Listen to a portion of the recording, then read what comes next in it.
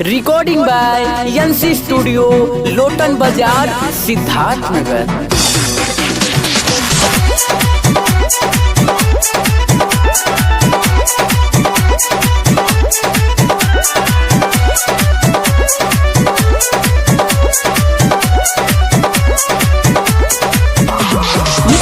मशीने लादे पीसे के मशीने लादे रोज कहिला हम तहरा से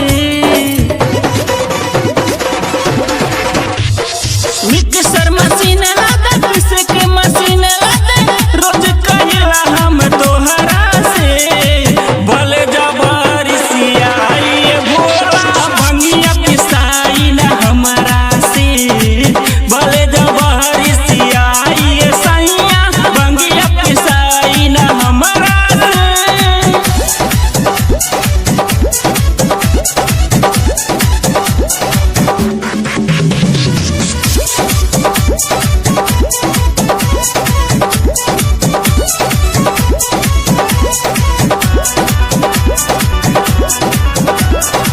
दुखेला कलाई रोजे तोहे ना बुझाला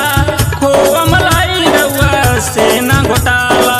बनिया में हो बोला ध्यान तू हटावा रोतन दुनू लइका पहिले खिलावा दुखेला कलाई रोजे तोहे ना बुझाला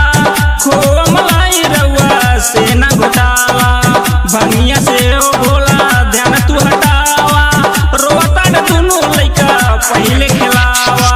भंगिया में हो राजा मिलेला कावन मजा भंगिया में हो राजा मिलेला कावन मजा तनी बतावा हमरा के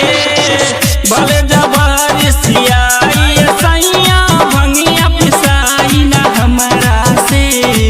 भले जबरसिया ये भोला भंगिया पिसाई ना हमरा से